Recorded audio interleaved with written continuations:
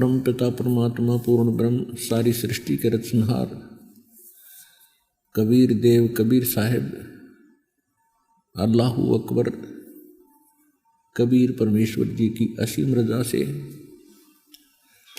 आप सभी पुण्यात्माएं सत्संग सुनने के लिए उपस्थित हुए।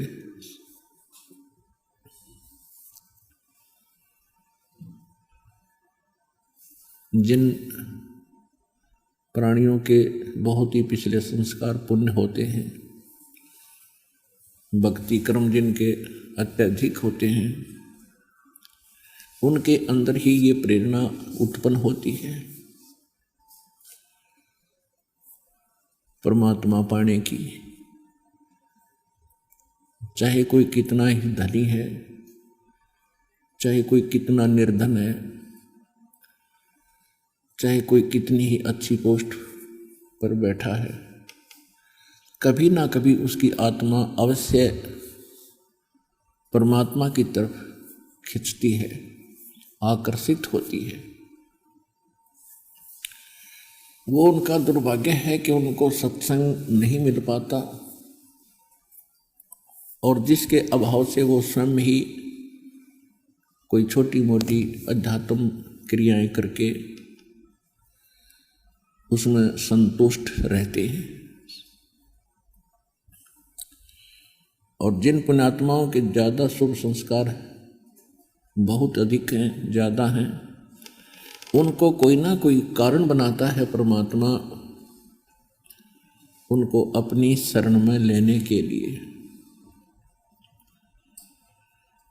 अब यहाँ पर दास देख रहा है कि लगभग 90% श्रद्धालु जो उपदेशी हो रहे हैं वो कर्मों के सताए हुए हैं। जैसा कि सत्संग में बहुत बार आपको बताया जाता है कि जब तक हमारे पुण्य हमारे साथ रहते हैं तब तक हम चाहे कोई भक्ति करें या ना करें, और चाहे कितने ही गलत कार्य करें, हम फिर भी सुखी नजर आते हैं। उनको संतान भी होती है, संपत्ति भी प्राप्त होती है, उनके कार्य भी अच्छे तरह चल रहे होते हैं और वो भक्ति भी नहीं कर रहे होते हैं, क्योंकि उनके पिछले पुण्य किसी जन्म के इतने अधिक हैं कि वो उनको खूब खर्च रहे हैं, खराब कर रहे हैं, और फिर भी वो समाप्त नहीं हो पा रहे। और जब तक वो समाप्त नहीं होंगे तो परमात्मा का विधान है जैसे कर्म करेगा वो फल उसको अवश्य मिलेंगे, चाहे बुरे कर रखे हैं चाहे अच्छे कर रखे हैं। जब तक हम परमेश्वर कबीर जी की शरण में नहीं आते, जब तक हम उस पापनाशक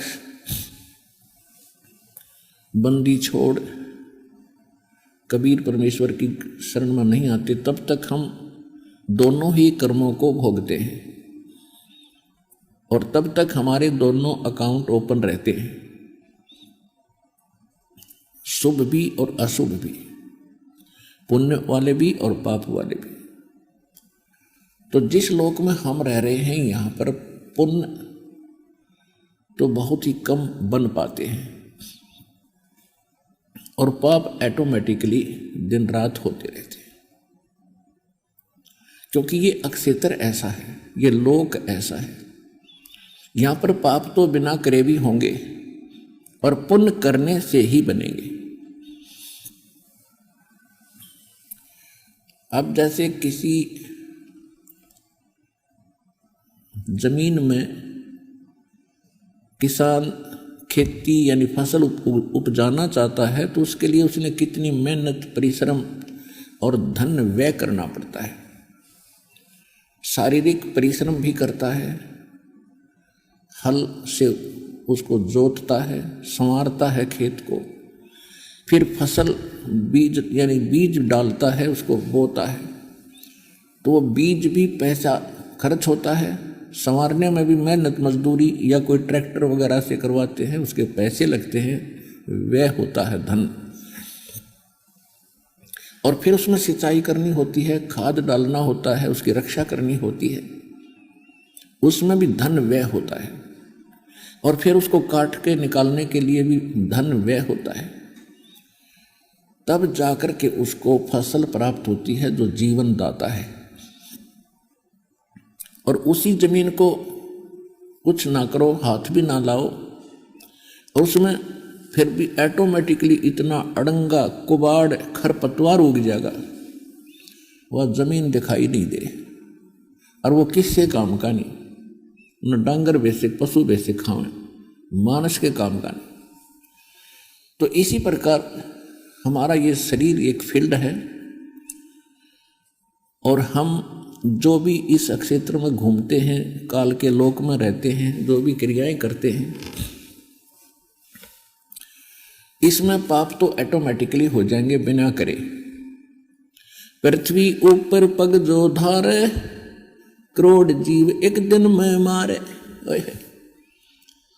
इतने सूक्ष्म प्राणी हैं, इसके जमीन पर उड़ रहे हैं, हवा में जमीन पर चिपके रहते हैं, कि करोड़ जीवों की हत्या करके ये प्राणी विश्राम लेता है। 70 ब्राह्मण की है हत्या, जो चौका तुम देवो नेता। रोज पोछा लगाते हो, चूल्हा चौका चलाते हो, उससे पहले लीपते हो, आजकल तो पोछा लगाया जाता है, उसमें 70 ब्राह्मण जैसी हत्या हो जाती है। अब ब्राह्मण को क्यों साथ लिया इस वाणी में? क्योंकि हमारे धर्मगुरु ये कहा करते थे कि एक ब्राह्मण, ब्राह्मण माने भक्त, की हत्या कर दी जाए तो करोड़ भी मंत्र जाप कर ले तो भी वो हत्या का पाप कटे नहीं। तो परमात्मा बता रहे हैं कि तुम जो साधना आप कर रहे हो वो साधना पाप नाशक है ही नहीं, चाहे लाख करोड़ के चाहे अरब मंत्र जाप कर लियो। और तुम जैसे आप प्रतिदिन पोछा लगाते हो तो उसमें भी तुम्हारे कितने पाप लग जाते हैं। एक चूल्हे के स्थान पर चूल्हा चौका जो देते थे, उस स्थान को लिपा करते थे डेली स्वच्छ बनाने के लिए। कहते हैं इतने से पोर्शन में 70 ब्राह्मण की है हत्या, जो चौका तुम देवो नेता।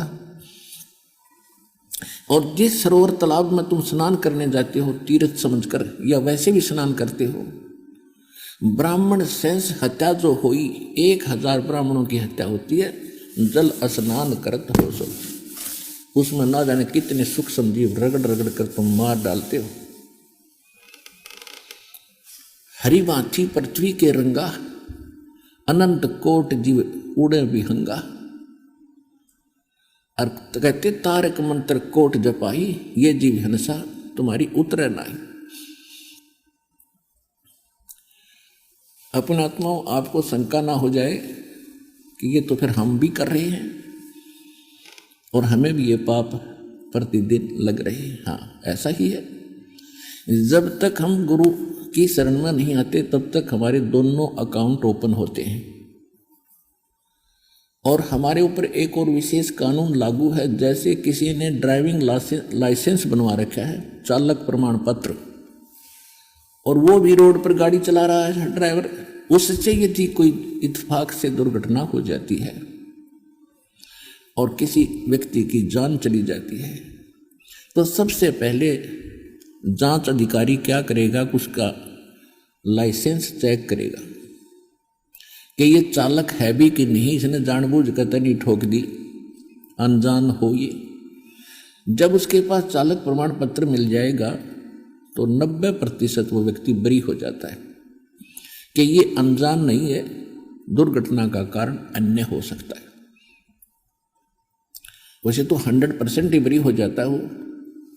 और जिसके पास चालक प्रमाण पत्र है नहीं, और या है तो डुप्लीकेट है, तो उससे यदि ऐसी कोई दुर्घटना हो जाती है तो वो तो सीधा जेल जाता है। वो सीधा दंडित होता है। ठीक इसी प्रकार जब तक हम गुरु की शरण में नहीं आते, गुरु जी एक दीक्षा देते हैं, वो चालक प्रमाण पत्र आपका समझो। चालक प्रमाण पत्र उसको दिया जाता है, उसको पहले ट्रेंड किया जाता है, उसकी ट्राई ली जाती है, तब अधिकारी साइन करके देता है कि ये बिल्कुल ओके आदमी है, गाड़ी ठीक चला लेता है, ये जानबूझकर यानी ये दुर्घटना नहीं कर सकता, ड्राइवर बढ़िया हो गया। तो इसी प्रकार आप जी को पहले वो नियम पढ़ाए जाते हैं जो इस राम नाम की गाड़ी में को लेकर आप चलोगे शरीर को, उस सफ़र में आप किसी से दुर्घटना ना कर दें, जानबूझकर ना करो। तो वो सब नियम बताए जाते हैं, फाउल पॉइंट बताए जाते हैं, तब आपको दीक्षा दी जाती है। उसके पश्चात यदि फिर भी कोई दुर्घटना यानी कोई जीव हिंसा होती है तो फिर आपको उनका पाप नहीं लगेगा। जैसे हाली खेत में हल जोतता है, एक हलाई होती है 30-40 फुट चौड़ी और 200 फुट लंबा अक्षेत्र, एक एकड़ का 200 फुट लंबा, 30-40 फुट चौड़ा। उसको हल जोतने के लिए हाली अपना एक स्थान बनाता है कि इसको पूरा करके फिर नेक्स्ट शेष किले को, एकड़ को, उसके बाद ऐसे बढ़ता जाता है। उसमें कुछ पोर्शन सेलेक्ट करता है, उसको ऐसे बाता चारों तरफ से घुमा कर हल को, ऐसे ट्रैक्टर वाले भी करते हैं। एक हलाई यानी 20-30 फुट बाई 200 फुट में जो हल से प्रयत्न करता है हाली, कहते हैं 1000 कसाइयों जितना पाप उसको लगता है। एक हलाई और सेंसर कसाई, अब ये पाप उसको होता है। फिर उसको पुण्य भी होता है, क्योंकि जब वो फसल पकती है उसमें से दाने अपने आप जमीन पर गिरते हैं, उसको चींटी, पशु, पक्षी और खाते हैं, तृप्त होते हैं। तो जब तक हम परमात्मा की शरण में नहीं आते और हम लाइसेंस नहीं बनवाते, यानी संत से दीक्षा नहीं लेते अधिकारी से, तब तक हमें दोनों ही अकाउंट, दोनों ही हमारे संग जो कर्म हैं, पुण्य और पाप, दोनों संग्रहित होते चले जाएंगे। हाली के वो 1000 कसाइयों जितना पाप एक हलाई में ऋषि से तो सैकड़ों हलाई जन्म यानी वो करता है, तो वो सारे पाप कर्म में लिख दिए और फिर उसकी फसल को खाकर जिन पशु पक्षियों ने दुआ दी वो पुण्य में आ गए ऑटोमेटिकली। जब हम परमात्मा की शरण में आ जाते हैं फिर वो पाप हमारा नहीं लगेंगे जो हल जोतने में पहले लगते थे। या आप सफर करते हो अपने किसी काम वश, तो उसमें भी आपके पैरों के नीचे जीव मरते हैं, और जिस समय आप परमात्मा की शरण में आ जाते हो फिर वो पाप आपके बैड अकाउंट में नहीं लिखे जाएंगे, क्योंकि परमात्मा का एक विधान है कि वो कुछ ऐसे कर्म हैं जो आपको करने ही पड़ेंगे। जैसे आप पोछा लगाते हो घर पे और वहाँ चींटी आ गई है या कोई अन्य जीव जंतु है, तो आपने उनको मारना उद्देश्य नहीं है, वो आपका अक्षेत्र है, आपको अलाउड है। और उसमें कोई अन्य व्यक्ति, कोई भी वस्तु आती है, कोई जीव आता है, तो वो नाजायज आया है वहाँ पर। क्योंकि जब हम परमात्मा की शरण में आ जाएंगे उस समय परमात्मा आपका वकील, एडवोकेट का भी काम करेगा और फिर आपको इन पापों से बाईपास करेगा। फिर परमात्मा के पास एक और पावर है, जब ही सतनाम हृदय धरो और भयो पाप को नाश, जैसे चिंगारी अग्नि की वाई पड़े पुराने घासे। अब जैसे अब तो ये तो प्रोटेक्शन हो गया वर्तमान का, दीक्षा लेने के बाद का। आपके असंख्य जन्मों के इतने पाप इकट्ठे हुए पड़े हैं, कि आप पर असंख्य युगों तक भी भोग के पूरे नहीं हो सकते, समाप्त नहीं हो सकते।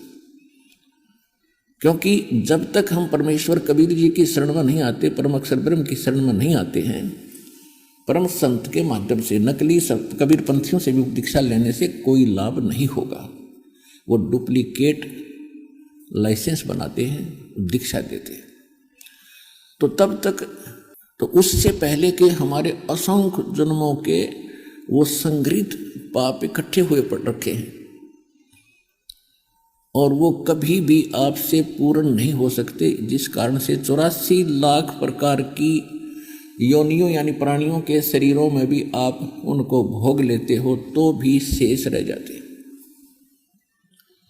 उनको वो भी समाप्त करने जब हमने सतलोक चलना है तो पापी आत्मा सतलोक नहीं जा सकती, पाप रहित होकर ही हम वहां जाएंगे।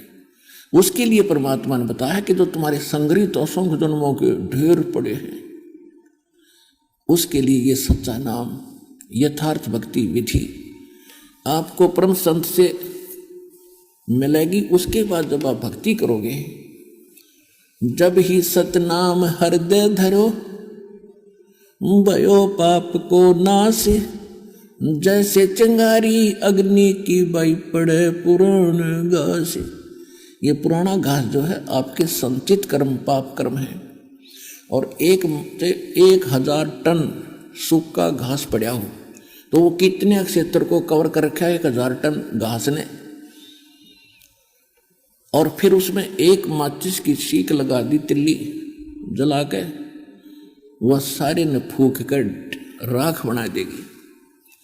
और फिर चलेगी तेज हवा, उस राख को कहीं की कहीं पटक मारेगी, वो फील्ड क्लियर हो गया। जैसे सूरज के आगे बदरा, ऐसे कर्म छयारे, प्रेम की पवन कर चित मंजन, झलके तेज नयारे। जैसे सूरज के आगे बादल छा जाते हैं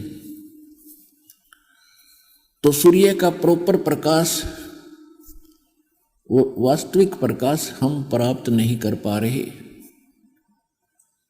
और एक तेज हवा चलती है, बादलों को तितर बितर कर देती है, आसमान साफ हो जाता है, तब सूर्य का प्रकाश हम सीधा देख रहे होते हैं। ऐसे ही कहते, जैसे सूरज के आगे बदरा, ऐसे कर्म छयारे। जैसे सूर्य के सामने बादल आ जाते हैं, इस प्रकार परमात्मा और आत्मा के बीच में ये पाप कर्मों के बादल छाए हुए हैं। और प्रेम की पवन, प्रेम की हवा चलेगी और करे चितमंजन, फिर झलके तेज नयारे। जब आप इस भक्ति पर लगोगे, जितने आपके पाप खत्म होते चले जाएंगे। जितनी अधिक भक्ति करोगे, जितना अधिक धर्म करोगे, उतनी ही आत्मा साफ होती रहेगी, पाप नाश होते रहेंगे। और जब पाप नाश हो जाएंगे, परमात्मा की जरा सी भी चर्चा कभी चलेगी, कोई भी परमात्मा की कथा हम सुनेंगे, आंखों से ऑटोमेटिकली अश्रु धारा चल पड़ेगी, कलेजा भर भर के आवेगा। तो ये समझ लेना कि अब आपकी वो प्रेम की पवन चल पड़ी और उससे भी पाप नाश होते हैं। कहते, नाचे गाए किन्हें ना मिलिया, जिन मिलिया तिन रोए। और नाचे गाए भगवान मिला, फिर कौन दुआगन होए। तो इसलिए परमात्मा के पाने के लिए गुरु की एक बहुत विशेष आवश्यकता है। और ये हमारे मानव समाज में सबसे बड़ी कमी है कि मानव समाज को गुरु ही नहीं मिले। जब परमात्मा स्वयं आए थे, वो गुरु कहो, सतगुरु कहो, भगवान कहो, वो तो सर्वे सवा थे। उसके बाद उन्होंने जिन महापुरुषों को अपना परिचय कराया, आदरणीय धर्मदास साहिब जी, आदरणीय मनुकदास साहिब जी, आदरणीय नानक साहिब जी, आदरणीय दादू साहिब जी, आदरणीय गरीबदास साहिब जी गांव छुड़ानी जरा झज्जर, और आदरणीय गीसा दास जी, गांव खेखड़ा, बागपत, मेरठ यूपी वाले, और आदरणीय स्वामी रामानंद काशी वाले, ये महापुरुष भी गुरु थे और सतगुरु थे। लेकिन परमात्मा ने इनको प्रतिबंधित कर दिया था कि अभी इस ज्ञान को डिस्क्लोज ना करना। अपने एफिडेविट लिख दो, जैसा तुमने मुझे जाना है, मुझे देखा है, ताकि बिचली पीढ़ी जब हम भक्ति युग चलाएंगे उस समय आप एज ए मेरे दृष्टा मेरे बच्चों के सामने रहोगे। तो वो सतगुरु वो भी थे, उनके पास यथार्थ ज्ञान था, यथार्थ भक्ति थी, लेकिन उन्होंने लिख जरूर दिया वाणी।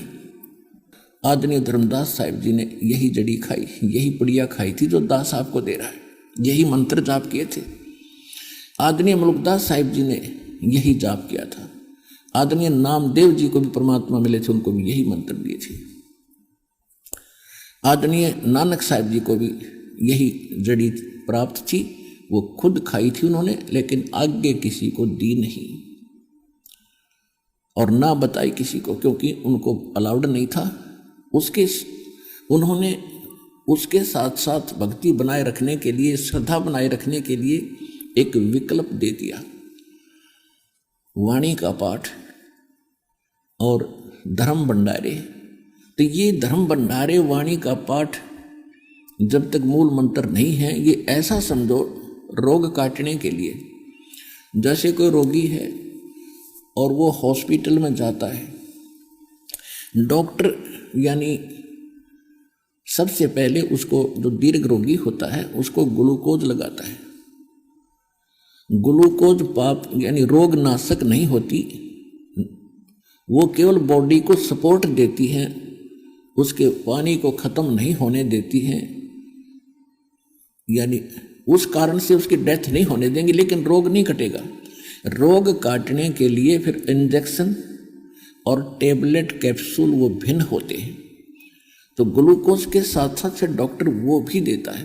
तो उन महापुरुषों ने क्या किया कि ये धर्म भंडारे, जैसे हम आपको मंत्र देते हैं जाप करने के, ये तो कैप्सूल समझो, टैबलेट समझो और पीने की दवाई समझो, और जो साथ में आपसे यज्ञ हवन और ये भंडारे कराए जाते हैं, ये ग्लूकोज समझो, ये अनिवार्य है। अब आपके लिए सारे ही ट्रीटमेंट कंप्लीट कोर्स आपके लिए अनिवार्य है, क्योंकि आप इतने दीर्घ रोगी हो चुके हो, आपकी आत्मा इतनी पापों से ग्रस्त हो चुकी है, इतनी वीक हो गई है कि अब ये सभी कुछ करने से भी बहुत देर में आपका जो है रिकवरी होगी, बहुत समय लगेगा आपको ऊपर उठने में, और नहीं तो ये भक्ति नाश करते जीवन नाश हो ही रहा था। तो उन महापुरुषों ने ये काम कर दिए। परमात्मा की प्रेरणा थी, कोई गीता जी का पाठ करता था, कोई जपजी साहिब का पाठ करते थे, वाणी का पाठ करते थे, कोई वेदों के मंत्र ओम भूर्भुवः स्वः युग सेलेक्ट कर लिया, एक यजुर्वेद अध्याय 36 का मंत्र 3 इसको बना दिया, गायत्री मंत्र ओम नाम जोड़ के। तो इस तरह की जो हम सदग्रंथों की जो वाणी पढ़ा करते, उनसे हमारे ग्लूकोज लगा रहा, और फिर हम आगे जय गणेश देवा, हनुमान चालीसा, संतोषी माता की आरती, ये तो यूजलेस थी, कुछ भी लाभ नहीं होना था। सदग्रंथों के पठन पाठन से, स्वाध्याय करने से ज्ञान यज्ञ यानी ग्लूकोज का काम चलता लगा रहा। और जो भंडारे करते हैं ये भी ग्लूकोज है। और रोग काटने के जो मंत्र हैं वो उन्होंने दिए नहीं, इसलिए नहीं दिए कि ये अभी डिस्क्लोज नहीं करने थे। और उधर से ग्लूकोज लगा के चले गए नानक साहिब जी पूरे सिख समाज को। वो ग्लूकोज अब तक काम कर रहा है कि उनके अंदर आस्था है भगवान की। और ऐसे ही महापुरुषों से परमात्मा ने प्रेरणा कर कर आकर अपने भक्तों के लिए प्रेरणा करवा दी कि गीता का नित्य पाठ किया करो, वेद मंत्रों का जाप किया करो। तो इससे करने से ये ग्लूकोज इनका लगी रही। उधर से परमात्मा ने दया करी,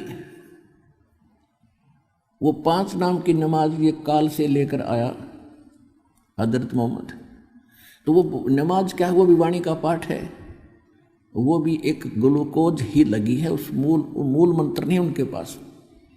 तो उससे क्या रहा कि मानव के हृदय में परमात्मा की तड़फ बनी रही और आत्मा जीवित रही भक्ति के सत्र में, भक्ति के लिए ये जीवित रही भक्ति इस आत्मा के अंदर, ये समझो।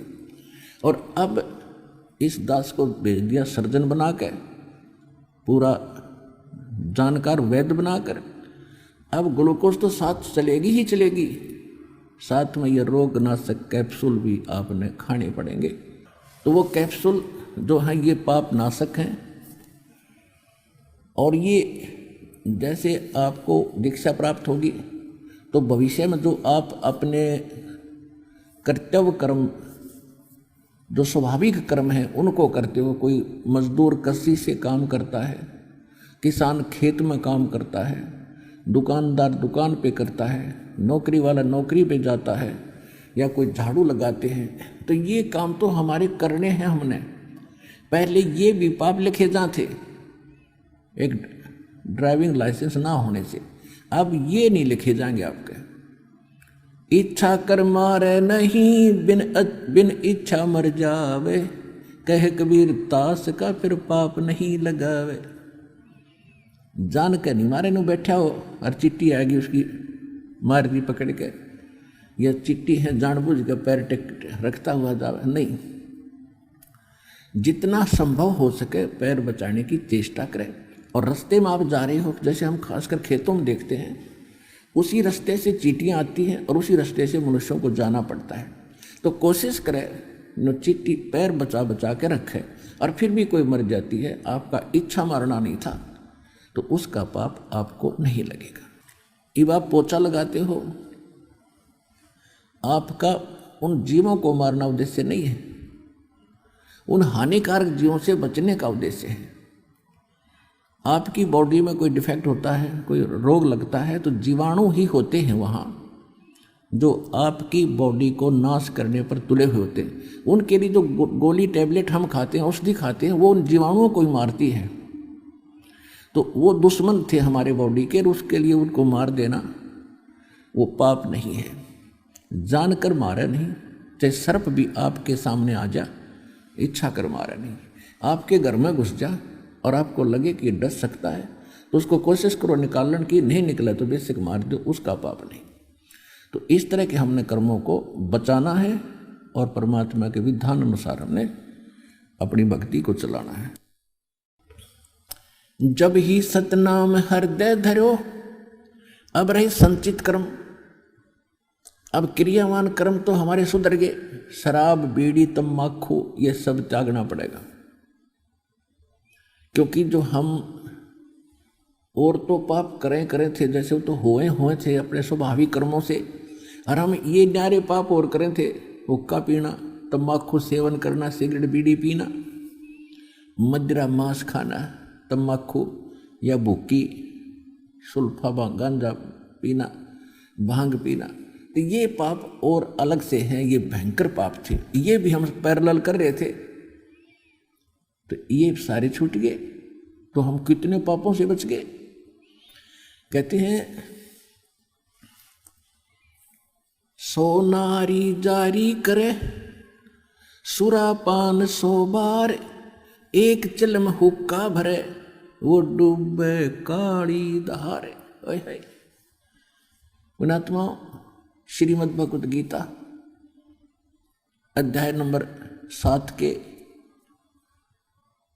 श्लोक नंबर 29 में 29 में, क्योंकि ये सदग्रंथ हैं, इनमें कोड वर्ड हैं, सांकेतिक शब्द। सांकेतिक शब्द जैसे साइंस के फार्मूले होते हैं, उसमें बहुत ही 100% सांकेतिक होते हैं।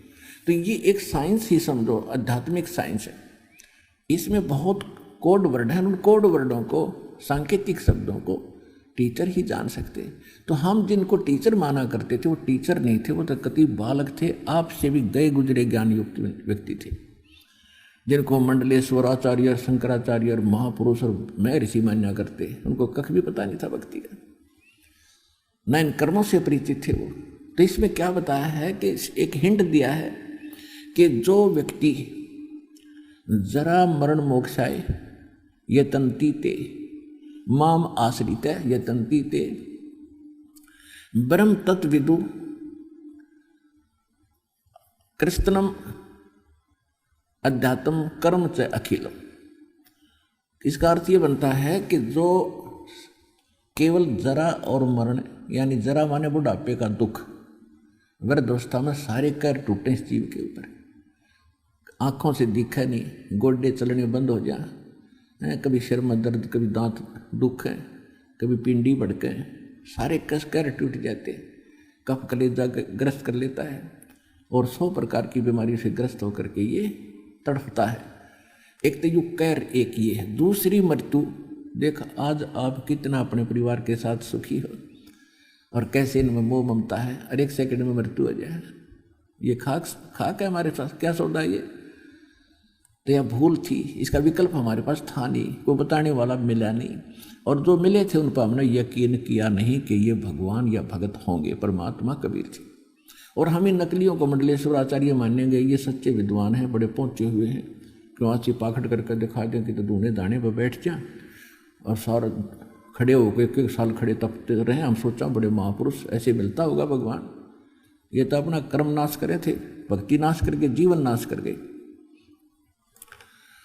तो यहाँ बताया है कि जो जरा और मरण, इन दोनों दुखों से छूटने का जो प्रयत्न करते हैं, माम आश्रित है, मेरे आश्रित होकर वो उस ब्रह्म को, तत्ब्रह्म को और सारे अध्यात्म ज्ञान को, कंप्लीट स्पिरिचुअल नॉलेज को और सभी कर्मों को जानते हैं, सभी कर्मों से परिचित है वो। अब माम आश्रित का अर्थ ये कहता है कि मैं जो ज्ञान दे रहा हूं, 4 अध्याय के 32 और 34 में गीता ज्ञानदाता कहता है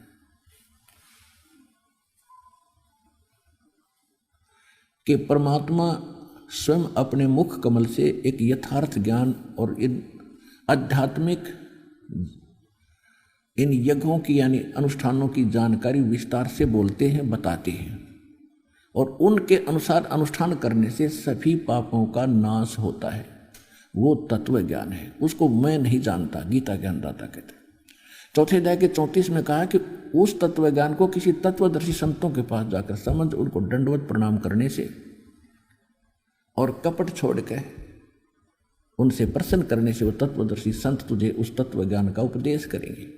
तो ये कहता माम आश्रित जरा मरण मोक्षाय यतंती, माम आश्रित यतंती ते, जो मेरे इस ज्ञान का आश्रय कर लेता है और तत्वदर्शी संत की खोज कर लेता है, वो व्यक्ति जरा और मरण से ही छूटने के लिए प्रयत्न करता है। वो संसार की किसी वस्तु की इच्छा नहीं करता, क्योंकि वो उस तत्ब्रह्म से और सारे अध्यात्म मार्ग से और सभी कर्मों से परिचित हो जाता है। तो ये अब दास साहब बताने जा रहा है आज कि ये एक और पाप हम साथ करया करते। कहते हैं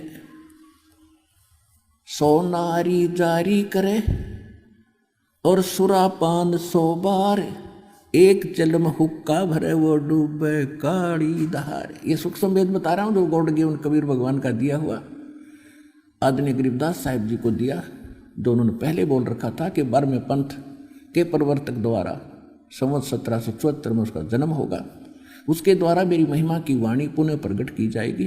क्योंकि बीच में जो परमात्मा स्वयं बोल कर गए थे 600 वर्ष पहले कबीर सागर में, कुछ इन कबीर पंथी नकली कबीर पंथियों ने उसमें घुसपैठ कर दी थी। उसकी पूर्ति के लिए परमात्मा ने वो जो का त्यों ज्ञान पुनः अपनी प्यारी आत्मा आदरणीय गरीबदास साहिब जी को फिर दिया। उस सूक्ष्म वेद को जो दास अब आपको सुना रहा है। 100 नारी जारी करे और सुरापान 100 बार, ओए होए, एक चलम हुक्का भरे वो डूबे कारी धार। एक हुक्का भर कर देने वाले को, यानी तम्बाकू सेवन करने वाले का सहयोग देने वाले को कितना पाप लगेगा। पीने वाले का तो बेड़ा गर्क होगा, उसमें सहयोग देने वाले को कितना पाप लग रहा है, ये सूक्ष्म वेद बता रहा है। सुरापान मद मांसाहारी गवन करें वो गए पर नारी, 70 जन्म कटेंगे शीशम, साक्षी साहेब है जगदीशम। सुरापान जो शराब पीते हैं मांस आहारी जो मांस खाते हैं और पर नारी को भोगते हैं, कहते उनके साथ क्या होगा, उनका 70 जन्म उनके सिर कटेंगे। कोई बकरा बनेगा या कोई वैसे किसी कारण से, जैसे आप सुना होगा, एक बार विद्यार्थी जा रहे थे, यानी किसी इंटरव्यू देने के लिए ट्रेन में बैठे जा थे ऊपर चढ़कर, और आगे कोई कारीगर रिपेयर करके कुछ ऊपर न्यू के न्यू एंगल छोड़ गए, और ट्रेन तो निकल सके थी, उस पर बैठे व्यक्ति हानि होगी उनके कहते सैकड़ों व्यक्तियों के सिर अलग हो गए। तो इस तरह की दुर्घटनाओं में फिर उनकी मृत्यु होगी, या फिर कहीं वो ऐसे मारा जाएगा, कभी बकरा कभी मुर्गा बनेगा, कभी जोटा भैंस बनेगा, कसाई काटेंगे। तो कहने का भाव ये है कि सुरापान मदमांसाहारी और गमन करे भोगे पर नारी, 70 जन्म कटेंगे शीशम, साक्षी साहिब है जगदीश। गरीबदास जी कहते हैं, मैं अपने जगदीश कबीर भगवान की को साक्षी रख के कह रहा हूं कि ऐसे पाप करनियों को ये दंड मिलेगा। पर द्वारा स्त्री का खोले, 70 जन्म अंधा हो डोले। एक पर नारी के साथ गमन करने का, विलास करने का कितना पाप बताया है कि 70 जन्म वो अंधे की योनि पाओगा, चाहे मनुष्य बन के या गधा बन के या कुत्ता या सुअर बन के। पर द्वारा स्त्री का खोले, 70 जन्म अंधा हो डोले। ओए होए। मदरा पीवे कड़वा पानी, 70 जन्म समान के जानी। ओए होए। एक बार शराब पीता है तो 70 जन्म कंटिन्यू कुत्ते की योनि में जाएगा एक बार। और जिसने बोतल की बोतल खाली कर रखी है उसका तो पता नहीं 1000 जन्म हो गएगा, 2000 जन्म कुत्ते के, और कुत्ते का जन्म तो एक कब तेरा। अब तो अफलातून पी के घुटी ला के शराब की और टिट्टी पाक जाए, और पत्नी रोवा खड़ी खड़ी कि ये रोटी खाली ना मरेगा, वह थाली लेकर जाएगी, रोटी खा लो, और वो मारेगा ठोकर, दूर आ जा। वो पड़ेगी सारा दूर जाके पड़ेगा भोजन, और फिर उस दुष्ट आत्मा के साथ क्या होगा, कुत्ता बन के क्या खाएगा। जब तो ठोकर मारा था थालियों के, कुत्ता बनेगा, और फिर भूख लगेगी, सारी रात भौंकेगा, गली में पड़ेगा गर्मी सर्दी में। सुबह उठते ही कहाँ जाता है कुत्ता, रसोई में। मैं कहा उसने भोजन की, ऐसे ऐसे कर कर सीधा जाएगा जैसे कोई टोकनी है, कोई नहीं, कोई भूख लग रही, डट्टा जाना। अब वहाँ रसोई में अब कौन पढ़ दे उसको, मूर्ख को। कोई देख लेगा घर का सदस्य, पहले उसको करेगा तो, और वो कानों पर घटाड़ा करे, भूख लग रही जोर की, सीधा ही चल पड़ता वो। फिर उठा कर लठ उसके कड़े में ठोकेगा कमर में, फिर ट्या ट्या ट्या करता जाएगा गली में। फिर कुछ देर के बाद कुछ भूल सी पड़ेगी डंडे की, फिर सोचेगा भूख तो क्यों अंदर है ही, फिर दूसरे मकान की तरफ चलेगा। वहाँ उसके भाग और दुर्भाग्य, उसने कोई टूक मिला या लठ मिला या जूत मिला। जब वहाँ भी उसकी सेवा लठ से होगी तो फिर वो प्रयत्न छोड़ देता उस दिन का, फिर वो बाहर भागता जंगल की तरफ। वहाँ क्या खाता है, टट्टी खा के आता है, अर्ध पी कर शराब मारा था ठोकर। तो ये कर्म याद दिलाए जाते। मदरा पीवे कड़ुआ पानी, 70 जन्म समान के जानी।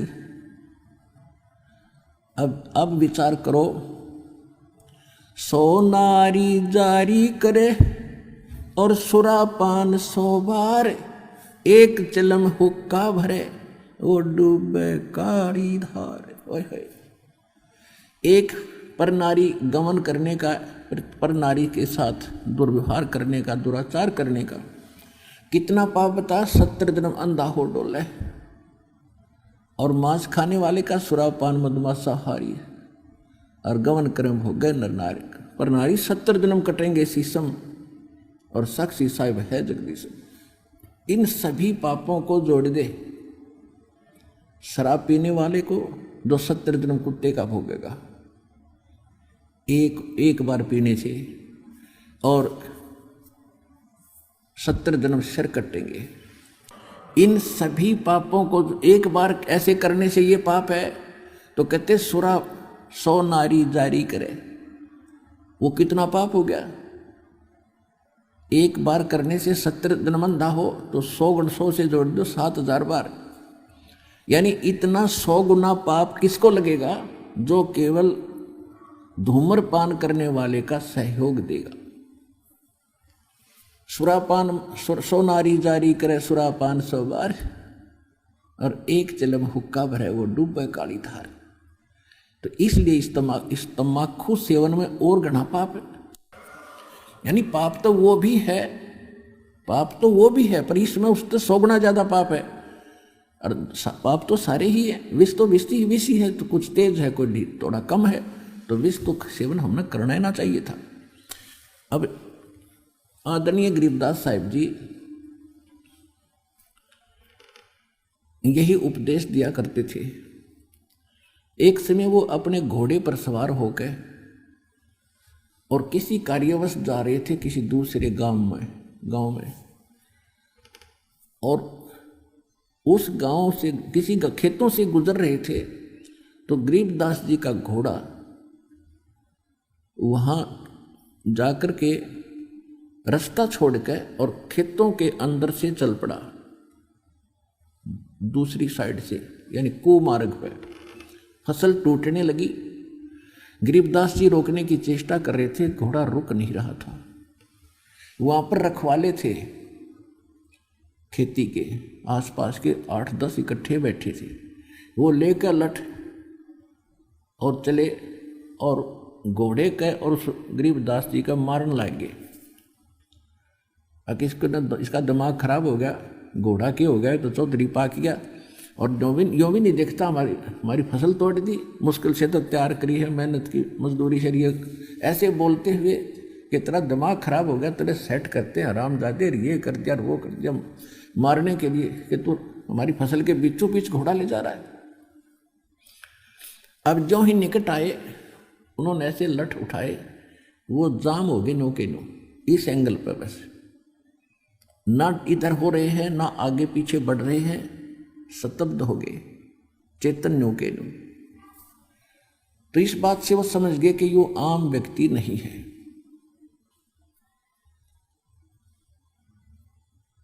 तो गरीबदास जी कहने लगे, भाई क्यों मारना आए थे मुझे तुम? वो कहने लगे, जी पहले हमने कुछ नॉर्मल करो तो बोलेंगे, हमारी तो सांस भी ना आती हमें। ने बोला लेकर दिए नॉर्मल।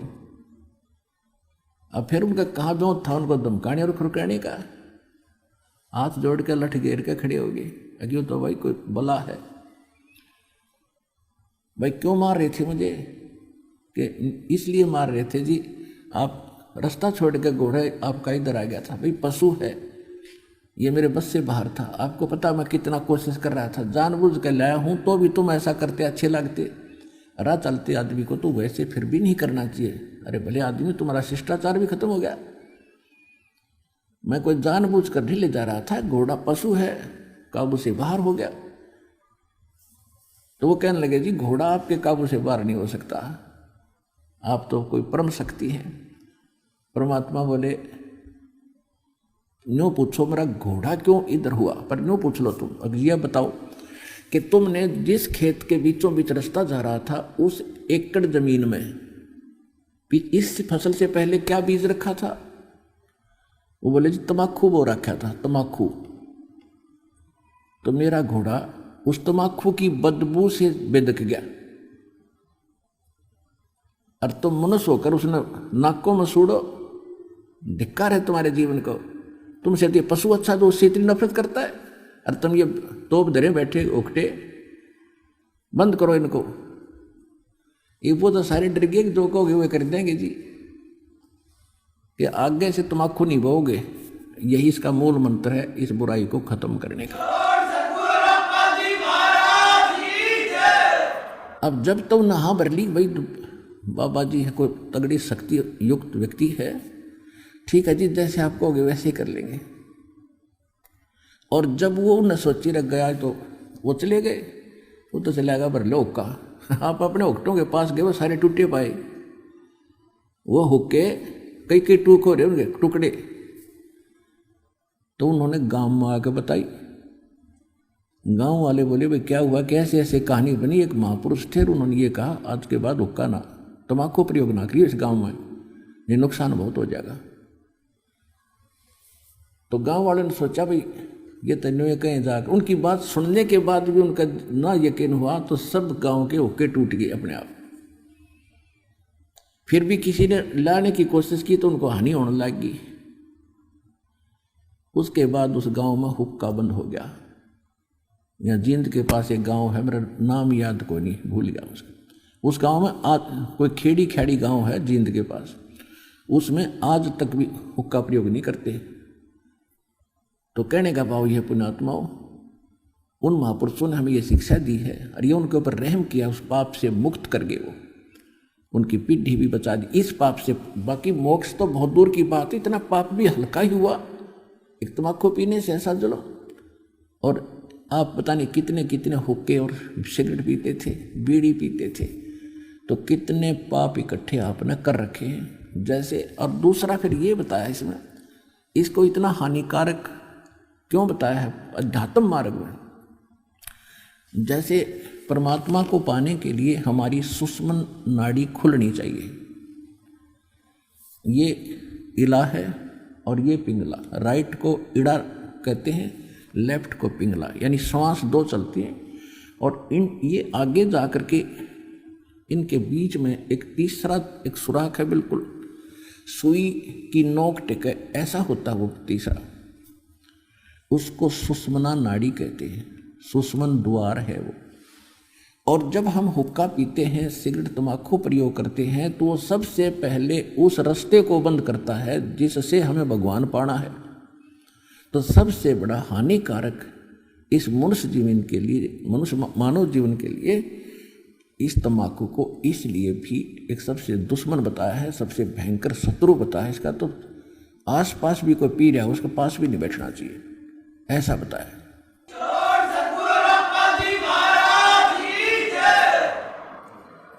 अब जैसे हम देखा करते थे, हमारे पिताजी, ताऊ जी, चाचा जी सभी पिया करते गांव के लोग। और वो क्या करा करते, एक लोहे का सरिया रखा करते, उस ओके की उस पाइप को साफ करने के लिए उसमें न्यू मारा करते, और उसमें ना जाने कितना मैल निकला करता तीसरे दिन। और फिर ऊपर गठ हो क्या करते, जो चिलम धरते थे उस चिलम में, वो चिलम भी रुक जाती थी, उसमें भी उसे खुर्चा करते थे। और वही धुआं फिर हमारे अंदर जाता, श्वासों के माध्यम से हुक्का मुंह तो प्योर नाकों में निकालना, ढूंढा ठावे, और वो फिर उस द्वार को बंद करता जो भगवान पाने का है, जिसको तो खुलना चाहिए सामने। तो इसलिए तम्बाकू सबसे खतरनाक है। और ये जितने पंथ हैं, राधा स्वामी पंथ, वो शिवदयाल जी हुक्का पीवे, राधा स्वामी पंथ का प्रवर्तक वो खुद हुक्का पीवे, ये सारे हुक्का बीड़ी पीवे, तो ये सतलोक चले जाएंगे। इन सबसे पहले वो द्वारा खत्म बंद कर लिया, जिससे पार होना था। बात करें तिरकुटी बजाने की, हम तो सीधे तिरकुटी बजाएंगे, जा लिए तिरकुटी बजा। तो पुण्यात्माओं, इन बुराइयों से सबसे पहले आपको बचाया जाता है, जिससे आपके कितने पाप खत्म हो गए। सतगुरु के उपदेश का लाया एक विचार, जय सतगुरु मिलते नहीं हम जाते नरक द्वार।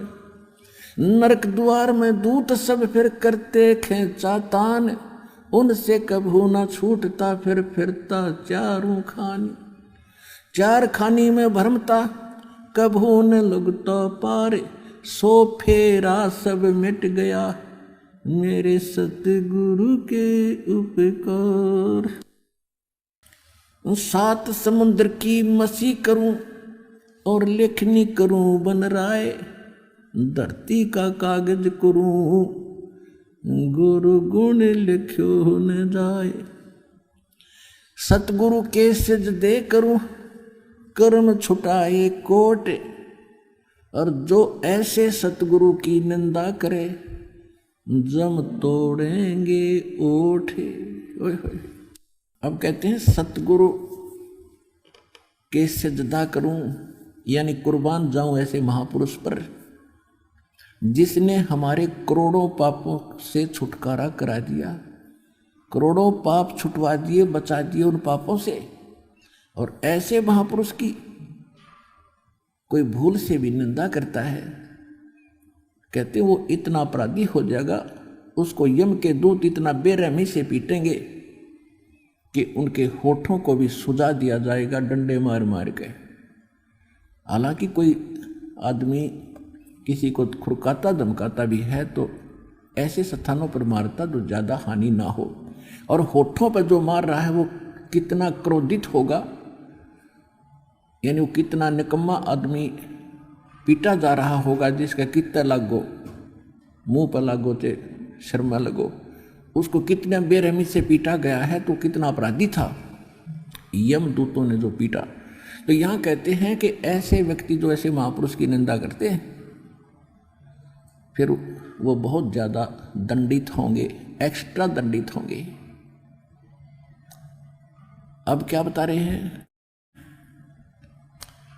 कि सतगुरु के उपदेश का भाई लाया एक विचार, जब आंखें खुल गई, ज्ञान समझ में आया, तो फिर पिछला इतिहास समझ में आवा है, पिछली सारी बातें झांक के देखनी पड़ती हैं साथ माने कि सतगुरु के उपदेश का लाया एक विचार, और जय सतगुरु मिलते नहीं जाते नरक द्वार।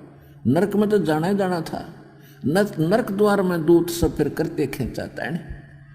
आप सारा दिन देखते हो संसार के लोग, हम भी उसी कैटेगरी के थे और हैं अभी भी, लेकिन हमने अपनी दिनचर्या बदल ली, हमने अपनी क्रियाओं को सेट कर लिया, एक भगत की तरह चल रहे हैं। उससे पहले जितने भी आप देखते हो भक्त, चाहे वो भगत भी हैं इन अन्य नकलियों के, वो सारी वही कर्म कर रहे हैं जो जनसाधारण कर रहा है। और संसार तो वो भोला भाला है ही, वो तो अपना करना ही है उसने जो करना। तो क्या देखते हो सारा दिन, कोई हुक्के पर बैठ के गप्पे मार रहा है, कोई ताश खेल रहा है, कोई राजनीति की बतलाव है, या कोई किसी की बूंदी सोचे। सारा दिन अपनी लालच में कुछ जोड़ तोड़ में उसने ऐसे कर दूंगा, उसको ऐसे लूट लूंगा, उसको ऐसे खसुट लूंगा, कर मृत्यु कल मृत्यु हो जाती है। वो बकवाद तो गई साथ, वो पाप तो ले गया घसीट के, और जो बकवाद करके जो धन संपत्ति जोड़ी थी वो चला गया भाई छोड़ के। तो ये बातें अब समझ में आऊंगी आपके। अब क्या कहते हैं कि सतगुरु के उपदेश का भी लाया एक विचार, और जय सतगुरु मिलते नहीं हम जाते नरक द्वार। अब जब यहाँ से ये अपराधी लोग जाते हैं, चाहे को प्रधानमंत्री है पूरी पृथ्वी का, राष्ट्रपति है चाहे सारी पृथ्वी का, और जब तक उसके पुण्य है तब तक वो पद प्राप्त है। जब पुण्य और सांस खत्म होंगे उसके पल्ले कुछ नहीं रहेगा, पाप इकट्ठे होंगे जो भक्ति नहीं करके जाता।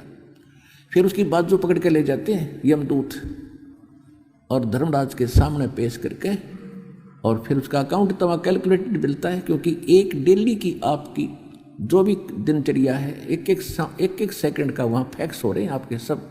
जैसी सोच भी रखते हो वो भी आपके अकाउंट में डिपॉजिट हो रही है, डेली कॉपी जा रही है सेकंड की। तो वहाँ जाते कैलकुलेटेड मिलता है, इतने पुण्य इतने पाप, और ये इसका प्रतिफल, जाइए नरक में। तो नरक वाले तो वहाँ ढेर होते हैं, लाखों हजारों, कोई 50, 60, 70 हज़ार की संख्या।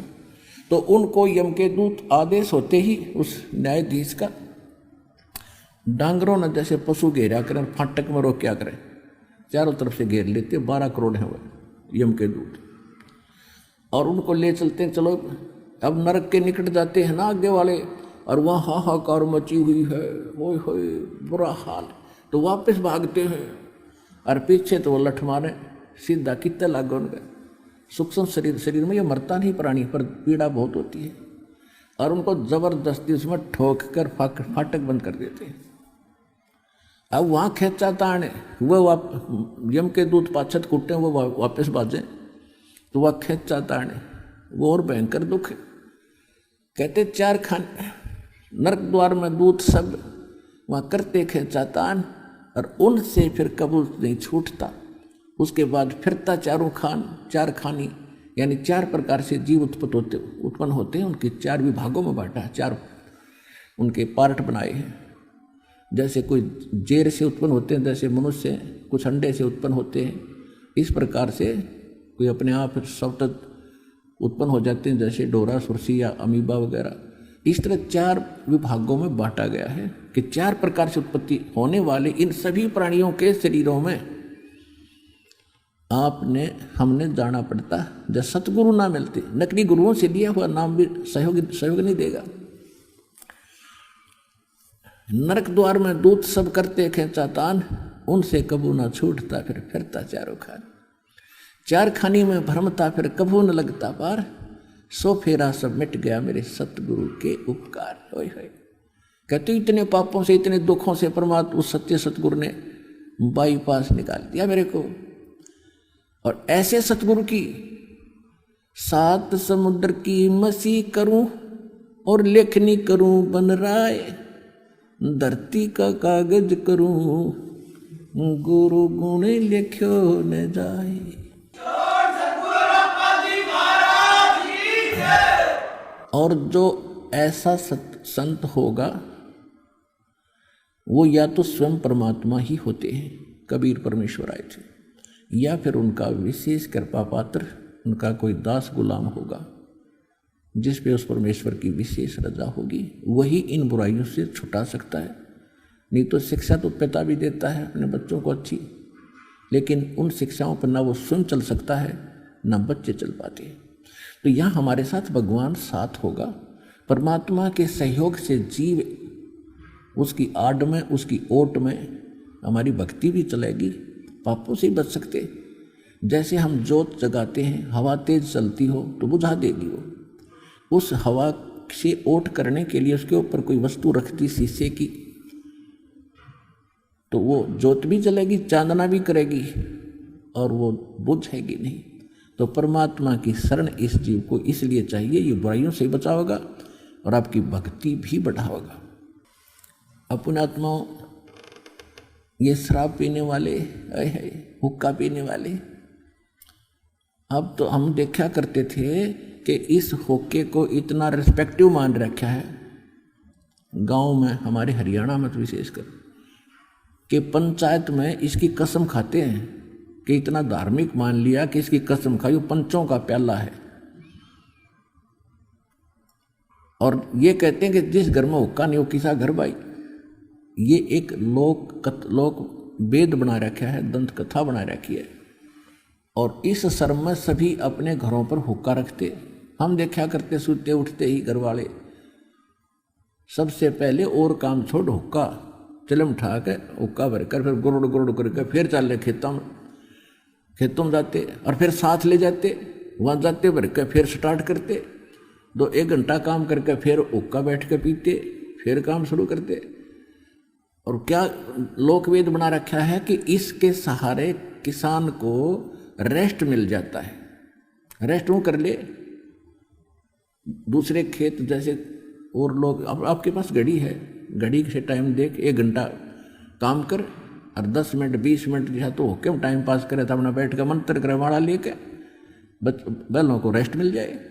तो वो काम हमने ऐसे चेंज करना है, क्रियाएं वही करेंगे लेकिन हम according to the guidelines of गुरु करेंगे, गुरु जी के आदेशानुसार, उसके निर्देशानुसार चलेंगे तो हमारी भक्ति भी बनेगी।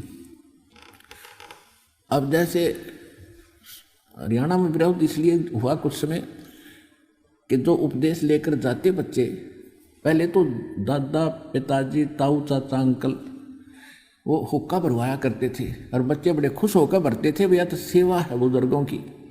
और नाम लेने के बाद उन पर प्रतिबंध लग जाता है कि हुक्का नहीं भर के दोगे किसी को, बीड़ी भी लाकर नहीं देनी, माचिस भी पीने के लिए लगाने के लिए नहीं देनी, आप पाप के भागी हो जाओगे। तो बच्चों का या बड़ों का अब जो से यहाँ दुखी आ रहे हैं बेचारे, कैर टूट रहा है जिनके घर पे, 1-1 2-2 व्यक्ति मर गए, पशु मर रही है, स्वयं कैंसर से पीड़ित है। अब वो तो अपना जीवन देखेंगे, समाज नहीं देखेंगे, समाज देखेंगे फिर भक्ति भी नहीं होगा, ना भगवान राहत दे। तो उन्होंने नाम लिया। प्रारंभ ऐसे ही लोगों से हुआ जो घने दुखी थे, और भगवान तो सुख देता है, परमपिता है, तो लेकर नाम गए।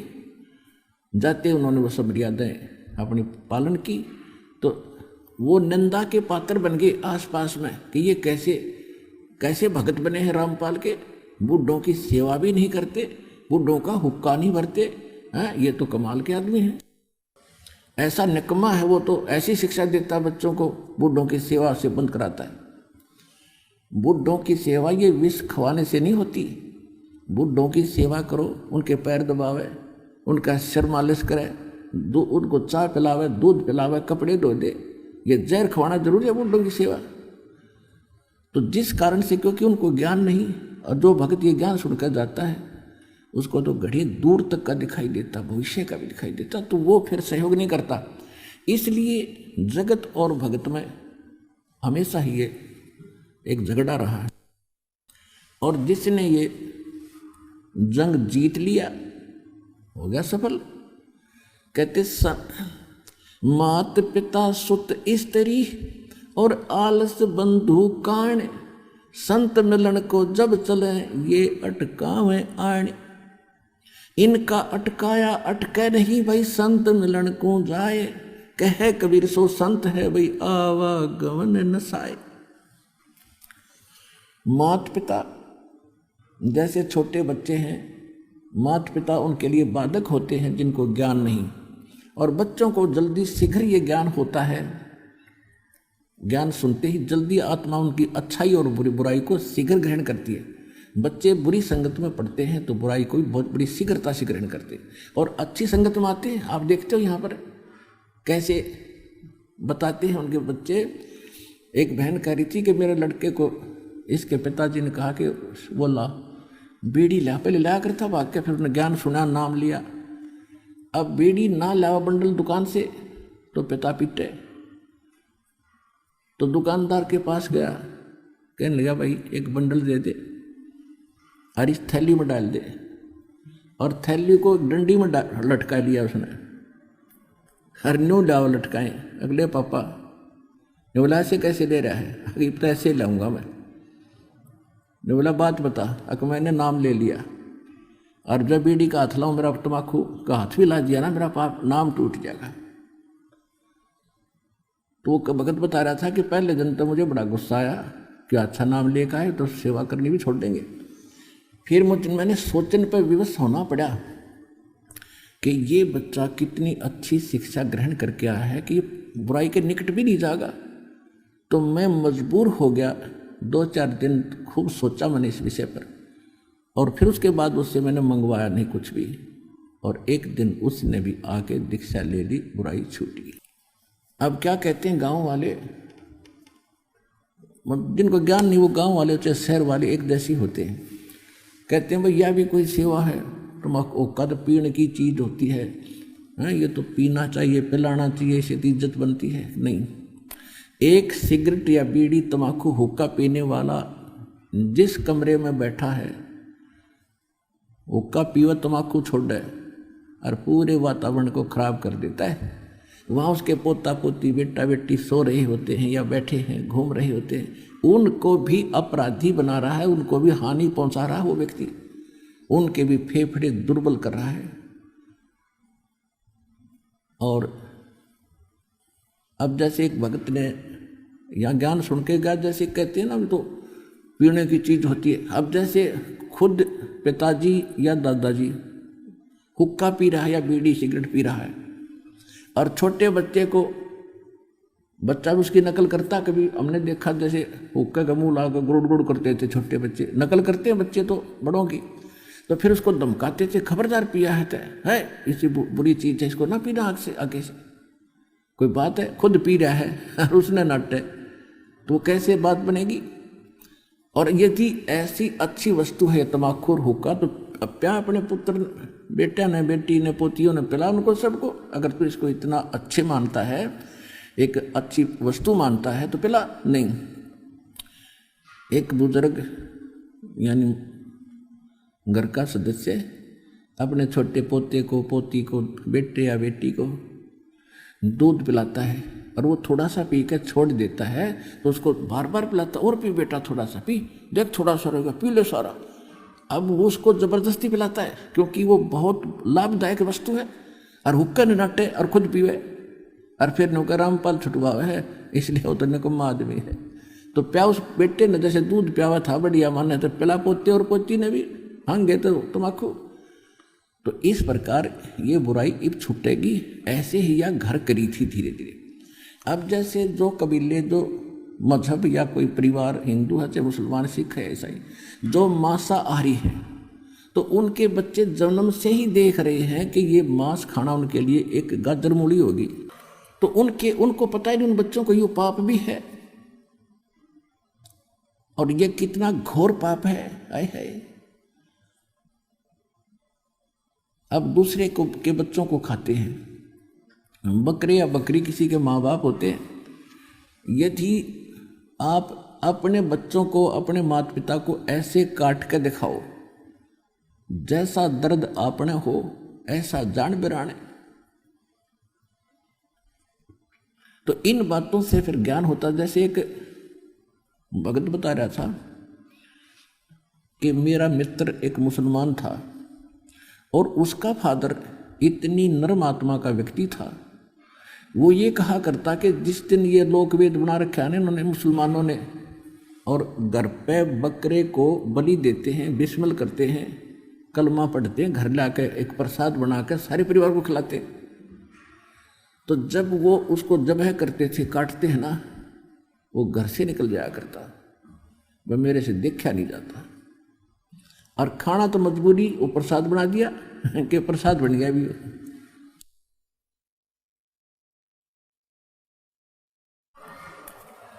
और क्या लोकवेद बना रखा है इन मुल्ला और काजियों ने कि हम बकरे को बेरहमी से नहीं मारते। हिंदू लोग तो झटके से मारते हैं, वो तो बेरहमी से मारते। हम बकरा काटते हैं या गायें काटते हैं, हम भगवान का कलमा पढ़ते हैं, मंत्र जाप करते हैं, और उसके पढ़ने से उस बकरे की आत्मा तो स्वर्ग चली जाती है और ये मांस प्रसाद बन जाता है। ऐसा लोक वेद बना रखे। तो इस सूक्ष्म वेद में बताया है कि हे मुल्ला या काजी, जय या रू तन भीष्ट पठाई, तो कर तदबीर कबीला भाई। ओए होए, यदि आपके इस फार्मूले से इस बकरे की आत्मा को यदि स्वर्ग मिल जाता, भीष्ट मिलती है, तो भाई अपने परिवार के सदस्य ने भेज कर दिखा दे, इस तरह से कलमा पढ़ कर नाड़ काट के गर्दन काट दे। जब जानू तेरे फार्मूला सही है।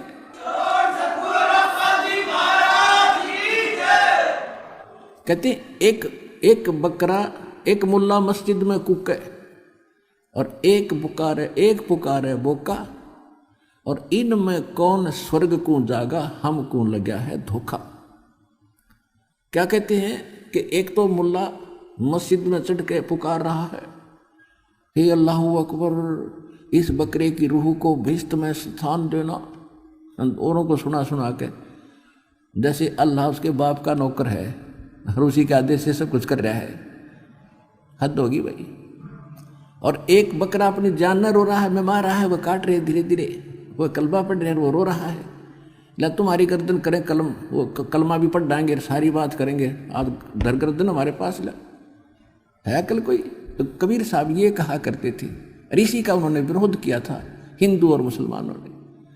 कहते हैं मांस खावे सो ढेढ़ सब, मद पीवे सो नीच, और कुल की पर दुर्मति पर हरे, नाम राम कहे सो ऊंच।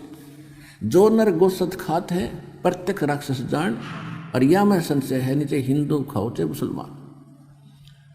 अब कबीर साहब ये कहा करते थे कि एक मुल्ला मस्जिद में कुक है, अल्लाह अकबर, बकरे की रूह को, इस आत्मा को भीष्ट में स्थान देना, और एक अपनी जान को बुकरा पुकार रहा है, रो रहा है, मिमा रहा है। तो जिस तरह आप रो रहे हो उसी तरह पुकार रहे हो, बकरा भी रो रहा है।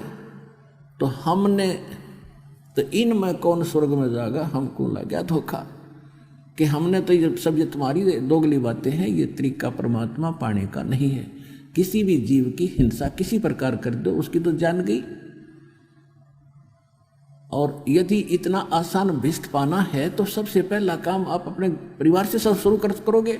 अब एक छोटी सी बात है, जैसे किसी कोई मंत्री को कोई प्लाट अलॉट करने का, और बढ़िया जगह थोड़े पैसों में बड़ी कीमत का प्लाट मिलता हो, तो वो दूसरों का नंबर ना दे, पहले अपने रिश्तेदारों को, अपने घर के सदस्यों को और मित्र प्यारों को उनको लौट करे।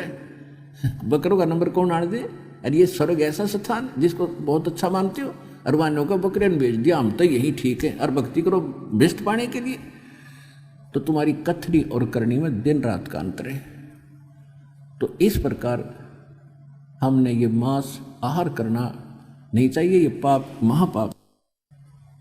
अब ये शराब पीने वाले हाय यहाँ कम से कम भी ये जितने तकरीबन सभी 90% वो भक्त हैं जो लगभग ये सभी विकार किया करते थे, और आज परमात्मा की कृपा से, उनके आशीर्वाद प्रसाद से आत्मा को नफरत होगी, ग्लानि होगी ऐसे घिनौने कर्मों से, रिश्वतखोरी से, चोरी और जारी से, और ये मांस आहार, सुरापान, भांग, तम्बाकू, सुल्फा, गांजा, ये सारी भुक्की वगैरह सब त्याग दी, क्योंकि ये नर आहार नहीं, ये राक्षसों का आहार है। एक शराब पीकर उसके बच्चे बता रहे थे, छोटे छोटे बच्चे रो रहे सत्संग में। जब दास गांव गांव में घर घर में सत्संग करने जाता था, ज़्यादा समय भक्तों से मिलने का, चर्चा करने का मिलता था, उनके दुख जानने का अधिक समय मिलता था। वैसे तो परमात्मा अंतर्यामी है, आप जो भी मनोकामना लेकर आए हो उससे छुपी नहीं। यदि आप मर्यादा से रहोगे और सच्ची सब लगन से भक्ति करोगे, कहते हैं चिट्टी पायल बाजे पैर साहिब सुनता है सब डर। आप वैसे भी आकर के लाइन में खड़े होगे और जो तमन्ना आपकी है मालिक से छुपी नहीं, अंतर्यामी सारी जानते हैं। फिर भी हम जैसे एक दूसरे से कहते हैं तो आत्मा थोड़ी सी शांत होती है। तो वो कहने लगे जी, उनके बच्चे रोने लगे दोनों, एक लड़का था एक लड़की, एक 8 साल का, एक 10 वर्ष का, 2 लड़कियां थी, एक लड़का 2 लड़की थी। मैं बोला बेटा क्यों रो रही हो? तो उसकी माँ भी रोने लगी, उनकी दादी थी साथ में, कहने लगी इनका बाप ईसा निकम्मा है, बढ़िया नौकरी है, डेली शराब पी के आता है और घर पर खाने को दाने नहीं इसका आज ये नहीं हो रही। फिर वो बेटी, दोनों बच्चे तीनों रो रहा कर रुक गए, कहने लगे जो मेरा पापा आता है ना मेरी माँ को पीटता आते ही, क्योंकि माँ कह देती होगी भाई तू मत पिया कर, और शराब भी न नोटोक दे उसको बाकी नहीं रहती, और उसका फर्ज भी बना कहने का बेचारी का भाई क्यों नाश कर दिया, तू बच्चे भूखे बैठे तू टीटी पाक का आ गया। तो रोज़ पीटता उसने नशे में। तो बच्चे कहते हैं पापा आता ना हम तो चारपाई के नीचे छुप जाते हैं डरते। अरे तेरा गजब भैया, बच्चों को तो पापा का इंतज़ार होना चाहिए, पिताजी आओगे, कोई केले लाओगे, कोई फ्रूट लाओगे, और द्वार पर खड़े पाने चाहिए। और उस राक्षस को देखकर बच्चे रस्सी उस चारपाई के नीचे घुस रहे हैं। तो पुण्यात्माओं धीरे धीरे फिर मालिक की दया हुई, उसने भी दीक्षा ली, नाम ले लिया, बुराई छोड़ दी। कुछ ही दिनों के बाद उसके घर में सारी चीज़ होगी, मोटरसाइकिल खरीद ली। अब बच्चे कहाँ तो उससे डरा करते थे, कहाँ इंतजार करते पिताजी कुछ फल लेकर आ रहा होगा। तो फिर वो भक्त कहता है जब उसकी वो शुद्धि में आया, उसकी बुराई छूट गई और इस मनुष्य जीवन में आया वो, तब कहता है जी आप परमात्मा कबीर जी की दया से स्वर्ग तो मेरे घर में इब्बा हो गया, वर्तमान में हो गया। और वह माई भी कह रही थी, और जहाँ आप ले जाने के लिए कह रहे हो वो सतलोक, वो सुख तो फिर न्यारा ही होगा। अब इसे जीवन में हम स्वर्ग तो मेरे घर में आज हो गया, कैर टूट रहा था। अब रोता है वो व्यक्ति उस गए हुए समय को जो वो गलतियां करता था। तो परमात्मा कहते हैं जब भी समझ में आ जाए इस मनुष्य जीवन के रहते कुछ भी नहीं बिगड़ा है, और फिर लगा है वो भक्ति पर, हो क्या बात की। तो पुण्यात्मा इस ज्ञान से और इस भगवान से और इस सच्चे मंत्र और जाप, इन क्रियाओं से आपका ये जन्म भी सुधरेगा, लोक और परलोक दोनों सुखी होंगे आपके इस सच्चे भगवान की शरण में।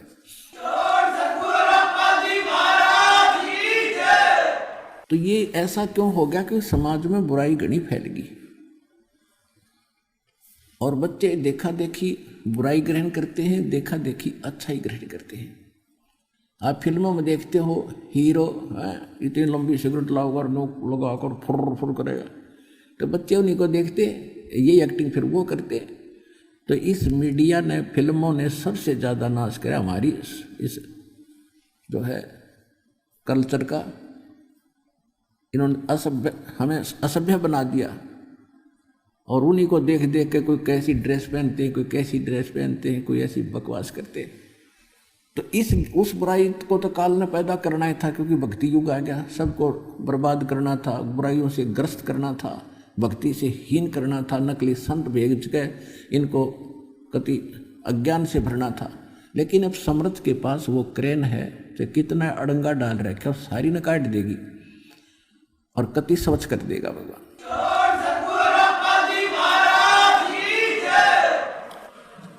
अपने आत्माओं जैसे प्रसंग चल रहा है कि हम जैसे कर्म करते हैं वैसा ही फल हमें प्राप्त होता है। वो फल हमें तब तक प्राप्त होता है जब तक हम परमेश्वर कबीर जी की शरण में नहीं आते। परमेश्वर कबीर जी की शरण में आने के बाद ये करोड़ों पाप तो हमारे वैसे ही समाप्त हो जाते हैं।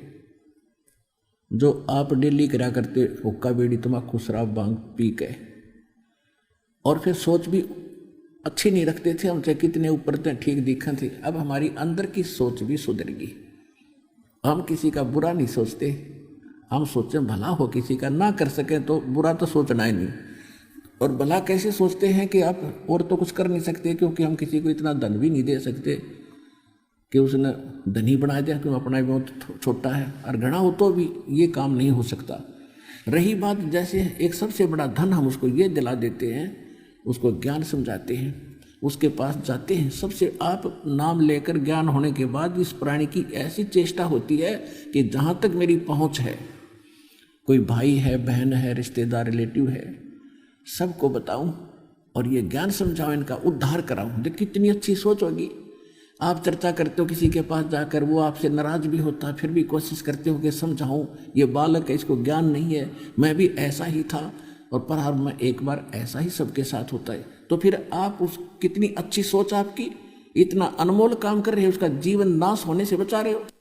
और पहले ये सोच थी कि इसका नाश क्यों कर हो, यूँ तो घना पैसे वाला हो गया। इस तरह की गंदी सोच या काल की थी, और इब दयाल ने जो हमारी सोच बदल दी, हम भला सोचते हैं, बुरा नहीं सोचते। क्योंकि हम किसी का बुरा सोच कर भी नहीं कर सकते, क्योंकि उसने तो अपना कर्म प्राप्त होना है। और यदि हम किसी का बुरा सोचेंगे या करना चाहेंगे, हम कर भी नहीं सकेंगे, और पाप के भागी साथ हो जाएंगे।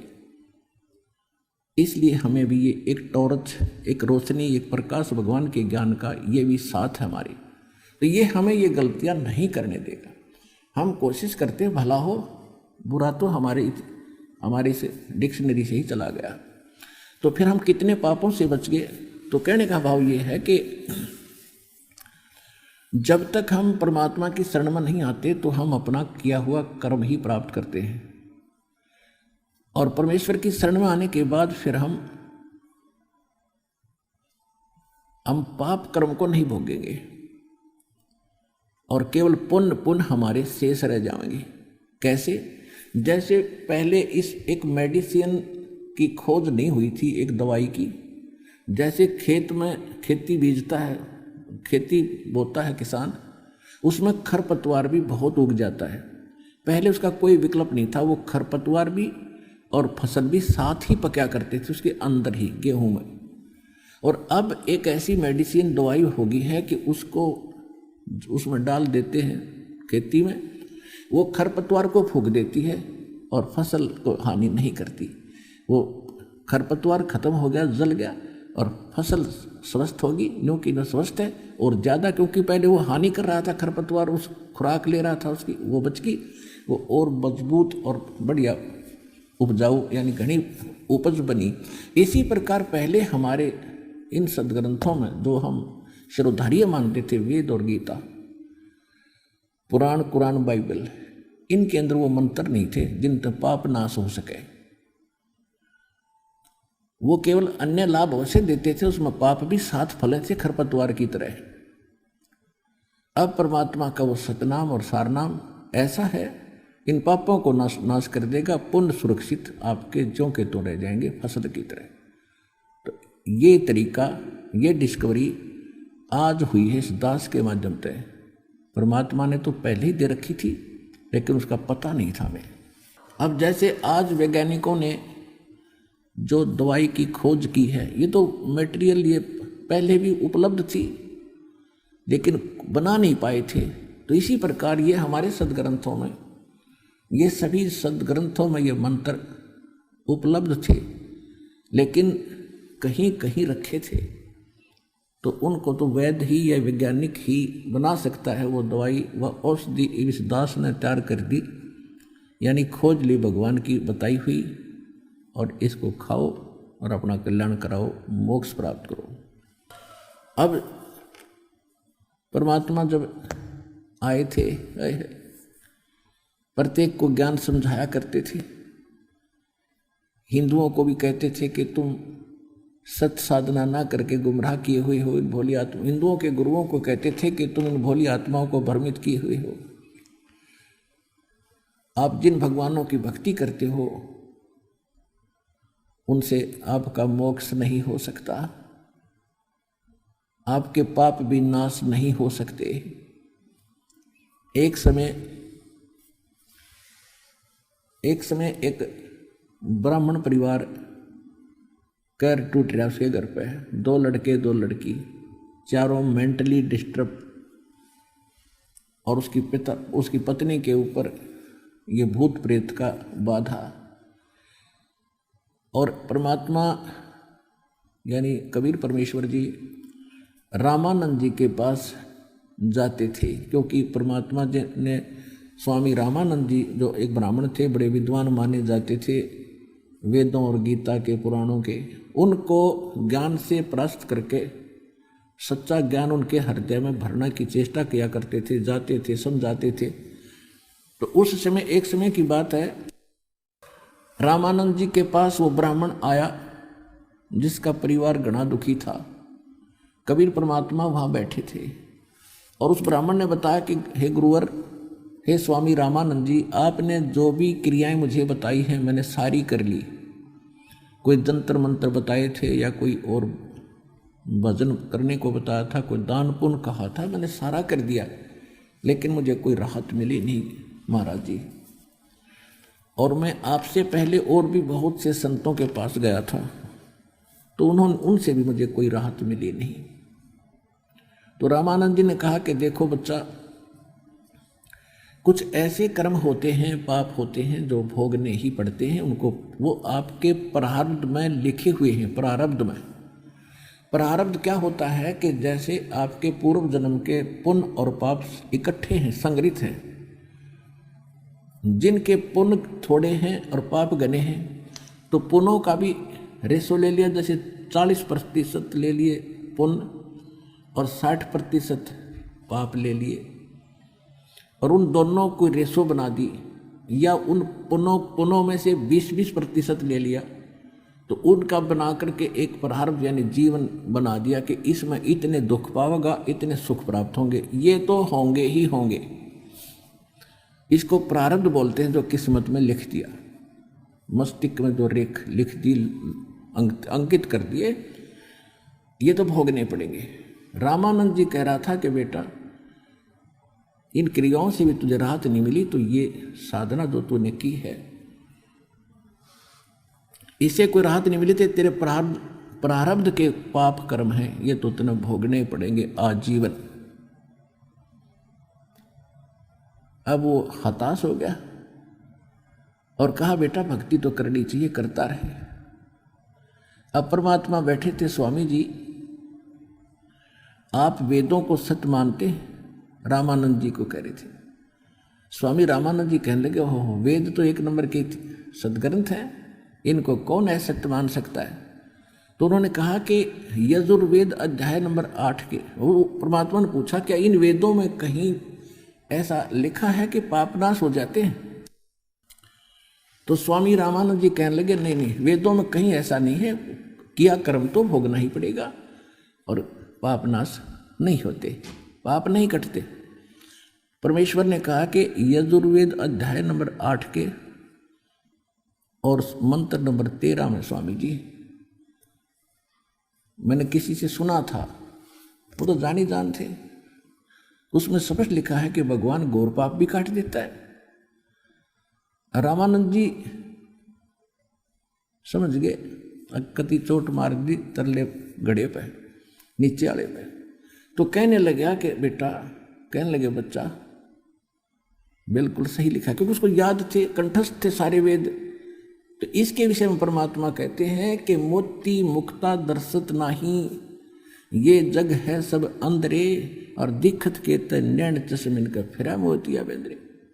वेद पढ़े पर भेद न जान, ये बच्चा पुराण 18, और जड़ को अंधा पत्ते खुआवे, पत्थर की पूजा करे, भूल गया सृजनहारा।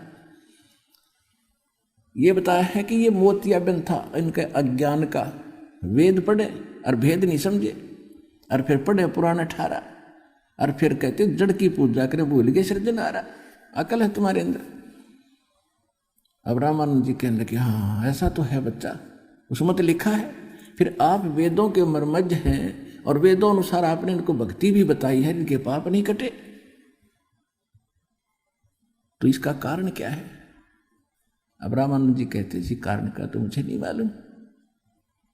ये तो सुसिद्ध है कि आप जो साधना वेद अनुसार, गीता और पुराण अनुसार करते, उससे तो हो ही नहीं रहा आपका कोई, यानी पाप नाश हो ही नहीं रहा। और पाप नाश नहीं होगा इतना दुख नहीं मिटे, क्योंकि पाप से ही दुख प्राणी को होता है। फिर आप कहते हो कि भक्ति कर लो, ये भक्ति कर लेगा। किसी के पैर में कांटा लगा हो और वो जाए, उसके कारण पीड़ा है, कांटा उसको नहीं दिखाई दे रहा, अंदर ठुक गया, और किसी के पास जाता, उसने देख जाकर बता दिया कांटा लगा भाई, इस कारण से पीड़ा है, और वो कोशिश करता, वो कांटा नहीं निकलता है। फिर क्या सलाह देता है कि कांटा तो निकला नहीं, अब जूते पैर ले, आगे कांटा नहीं लगेगा। जूते तो पहनने चाहिए, अरे कांटा लगे पैर में, जूता पहने नहीं जा, वो कांटा निकले, और फिर सलाह दे भाई आगे मत निकाल दिया इसने, ना तो बहुत दुखी हो जाएगा। तो वो इस डर से फिर वो कांटा निकलने के बाद जूते पहनेगा, क्योंकि वो पीड़ा से परिचित हो चुका है, फिर वो जूते कभी नहीं उतारेगा। तो यहाँ जितने भी भक्त आ रहे हैं, ये कर्मों के कांटों से इतने ग्रस्त हैं, 6 कांटे लग रहे इनका, 10। अरे परमात्मा के पास सारे औजार हैं, सारे काट देगा। और फिर को सलाह दी जाएगी कि आगे से गलतियां मत करना, ये राम नाम का जूता मत निकाल देना, तो ये सारी जिंदगी नहीं निकाल सकते। और भक्ति तभी होगी जब जो कांटा निकल लेगा पाप कर्म का। तो रामानंद जी कहने लगे अभी मुझे तो मालूम नहीं वो कौन सा ऐसा साधना है। कबीर साहब उठकर चले गए। अब रामानंद जी से उस पंडित ने पूछा कि ये कौन थे? उन्होंने बताया कि कबीर हैं, ये कबीर हैं दुल्हाए, और बड़े विद्वान पुरुष हैं, बड़े पहुंचे हुए हैं, क्योंकि परमात्मा ने उनको सतलोक भी दिखा दिया था, और वो ये भी मानते थे कि भगवान है। लेकिन परमात्मा एक भूल बढ़िया करके रखा करते, तो वो फिर भी थोड़ी बहुत उनका भूल लग जाती थी रामानंद जी के, क्योंकि ये मान बढ़ाई बड़ी मुश्किल से छूटे इंसान की। कहते हैं राज तजना सहज है, सहज तरिया का ने, और मान बढ़ाई ईर्षा ये दुर्लभ तजना ये। तो उस ये सुनकर कि जुलाहों की कॉलोनी में कबीर नाम का के हैं ये, वो तो श्याम ने जा लिया उनके पास कि महाराज कोई दया करो, कोई तकलीफ हमें, मेरा तो कति नाश हो रहा है, पूरा परिवार पीड़ित है, और आपकी बातों से मुझे कुछ एहसास हुआ कि शायद मेरे दुख का निवारण हो सके। परमात्मा बोले भाई आप पंडित जी ब्राह्मण और मैं एक दानक जुलाहा शूद्र, अब देख विधि तो मैं बता दूंगा और तेरा समाधान भी हो जाएगा, पर एक बात समझ लेना, यहाँ से दीक्षा लेकर और जय तेरे मन में न्यू आगे तू ब्राह्मण और यू दानक, उससे दिन वो कैर फिर से टूट जाएगा तेरे ऊपर। गुरु के प्रति जरा सी भी हीनता आएगी, उसी दिन से तुम्हारे कनेक्शन कट जाएगा। और कनेक्शन कटने के बाद जैसे बिजली का कनेक्शन मिला हुआ है, जब तक कनेक्शन चालू है तो पंखा भी चल रहा है, कूलर भी चल रहा है, दूध भी बिलोया जा रहा है, पानी भी निकल रहा है, और बल्ब भी जग रहा है।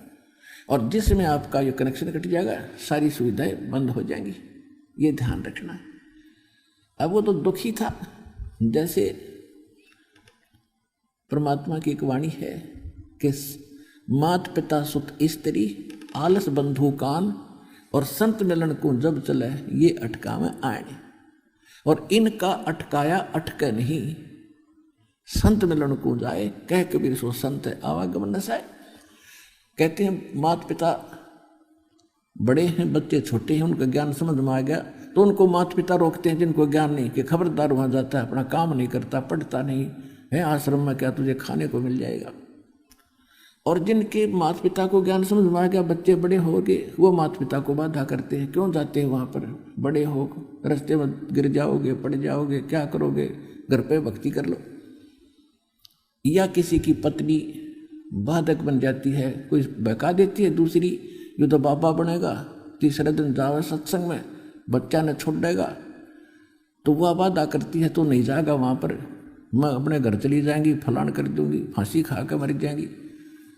अब ये किसी की पत्नी अगर चाहती है भक्ति करूं, वो शराबी को अभी आदमी हो या वैसे कोई ठेकेदार बना हो, वो उस पत्नी ने नहीं आने देता। तो परमात्मा कहते हैं माता पिता सुत स्त्री, या फिर आलस, अब फिर देखोगे तो इस सत्संग में नहीं चलते, फिर चलेंगे, तो ये आलस भी जीव का दुश्मन होता है। परमात्मा ने प्रेरणा दी, चलता कहते हैं काल करे सो आज करे, आज करे सो अब, और पल में प्रलय हो जाएगी, फिर कराएंगे कब। और चौथा फिर बताया कि बंधु कान लोक लाज, लोक लाज के कारण भी हम दूर रह जाते हैं। क्या देखते हैं, कई भक्त शुरू में आते थे हमारे पास, कोई लेकर आता था अपने मित्र प्यारे रिश्तेदार को, अब वो आते ही दंडवत करता, और वो नो का नो खड़ा ऊँट सा, वो देखे ये क्या बकवाद कर रहे हैं, क्यों वो चौधरी साहब है, उसने शर्मा प्रणाम करते हैं ना, तो वो फिर घर जाकर कहे तो भाई निकम्मे आदमी जानते, सीधे पड़े लंबे पड़ते हैं, ये तो वहाँ ऐसे लौटते हैं, 20 जगह वो बकवाद करें, फिर उसकी मजाक करें सब भगत की कि तुम तो मुसलमान बन गए, तुम वहाँ ऐसा करते हो। तो वो लोक लाज के कारण यदि उनकी बातों में आके और वो भगत डगमग हो जाता है, तो वो भगत गया काम है। तो परमात्मा कहते हैं इस लोक लाज से भी जो नहीं हिचकता और अपने उद्देश्य को नहीं छोड़ता, उसके विषय में कहते हैं कुल करनी के कारण है, कुल की करनी उनकी मर्यादाओं का निर्वाह करते करते और उसकी लोक लाज में हंसा गया बिगो, यानी भक्ति छोड़ गया तो उसका तो नाश हो गया, बिगो माने नाश हो गया, डूब गया, भक्तिहीन हो गया।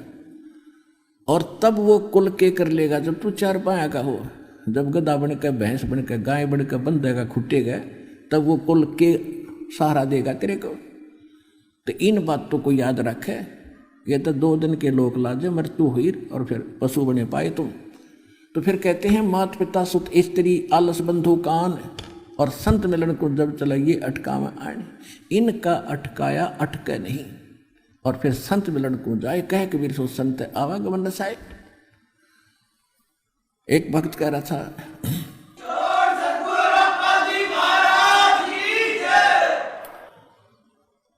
बहुत प्रकार के भक्तों के साथ इस संघर्ष से गुजरना पड़ता है। कई बहनें भी ऐसी होती हैं, उनका पति कहता है कि तू आश्रम में गई और मैं मरूंगा गोली खा के। बता कोई बात हुई मूर्ख की, भाई तुझे क्या बाधा है, क्या दिक्कत लगती है इसके वहाँ जाने में, कम से कम आप साथ आओ, नाम बेशक ना लो, आप साथ आओ और देखो यहाँ के वातावरण को, अच्छा लगे तो आगे आप भी आओ और उनको भी आने दो। नहीं, उस बेटी को बच्ची को रोक के पाप का भागी बनता है व्यक्ति, उसके बाधक बन गए। इसी प्रकार कोई बहन है, वो भी आट अड़ा देती है कि भगत बताते हैं मेरी धर्मपत्नी भगतमती बहुत बाधा करती है, कहती है सत्संग में जाएगा तो बच्चों को लेकर मैं अपने मायके चली जाऊंगी, बड़ी छुप छुप के आता हूँ, दया करो। तो ये इस तरह की बाधाएं काल ने पैदा कर रखी है कि भक्ति ना करे और कितना धक्के खा ले और कुछ भी अच्छा बुरा करे, कोई नहीं कहेगा क्यों कर रहा है। तो उसके लिए कहते हैं लोक लाज मर्याद जगत की, और कहते हैं तरण जो तोड़ बगावे, जब कोई राम भगत गत पावे। लोक लाज ना कीजिए निर्भय हो रही है, और ये मन संतों दीजिए तो गोविंद पाइए। कहते हैं अब जैसे मीराबाई को भी यही इन्हीं बाधाओं का सामना करना पड़ा था, लेकिन तोड़ गई सब जंजीरों को। आज उस बहन का नाम उन महापुरुषों में, पुण्यात्माओं में सबकी जुबान पर है। और यदि वो लोक लाज में आके और मर्यादाहीन और भक्तिहीन हो जाती तो कोई ना याद करता कि कितनी बहन मरे। और जब तक ये पृथ्वी रहेगी मीराबाई का नाम रोशन रहेगा, क्योंकि उसने लोक लाज तोड़ के भगवान, संसार छोड़ के भगवान से उससे जुड़ी और उसको तन मन धन से निभाया। इसी प्रकार जो भक्त भक्ति करेगा, इन बाधाओं से चीरता हुआ चलना पड़ेगा, परमात्मा आपके पल पल पर साथ देगा। एक भक्त कह रहा था कि मेरी पत्नी ने ऐसे बाधा की, मैं उससे छुप कर नाम लेने के लिए आ गया। उसको पता नहीं के भूतनी बड़ी, उसने फ़ोन किया, कहाँ हो? मैंने कहा मैं ऐसे ऐसे किसी काम वस्ता रहा। नहीं, तू नाम लेने गया है, मैं अपने घर जा रही हूँ। उसको तू बता के भी ना आया था, देख काल किसा दुष्ट है। उसको प्रेरित कर दिया। तू कह रहा था मैं आधे रास्ते आ लिया था कि तो जाओगी तो जा, देखी जाएगी। तो कल न और कोई आंट ला के जाएगी, यूँ काम तक करूँ, पहले नाम ले गया। वह अपने चली गई घर पे। आ गई, परमात्मा ने दया करी, सद्बुद्धि आ गई। फिर उस बहन ने भी नाम ले लिया कुछ दिन के बाद। तो ये काल के दूत भी आपस में, क्योंकि ये प्रेत आत्माएं जो भ्रमित हैं, ये भी सबके घरों में बैठी हैं। उनको पता है कि यो नाम या भक्ति यहाँ आई, हर थारी यहाँ से छुट्टी, तुम भागोगे यहाँ से। तो वो कराते आगे बकवाते। और परमात्मा क्या कहते हैं? देवी देव ठाडे बहे, हमको ठोर बताओ। परमात्मा कबीर जी का नाम लेने के बाद ये सभी देवी देवता भूत पितर उस घर को छोड़ जाते हैं, क्योंकि उनकी पूजा वहाँ नहीं होती। तब परमात्मा के पास, कबीर जी के पास आए, कहा कि आपकी भक्ति जो करते हैं उन्होंने हमारी सब साधनाएं त्याग दी, अब हमें जगह बताओ, हम कहाँ जाएं? तो कबीर साहब कहते हैं, जो मुझको पूजा नहीं उनको लूटो खाओ, जो मेरी भक्ति नहीं करते तुम्हारे लिए छोड़ रखे, उन पर प्रभाव पिंड जाओ। देवी देव ठाडे बहे, आके खड़े हो गए मेरे पास। कबीर साहब कहते हैं, हमको ठोर बताओ। कबीर साहब कहते हैं, जो हमको पूजे नहीं उनको लूटो खाओ।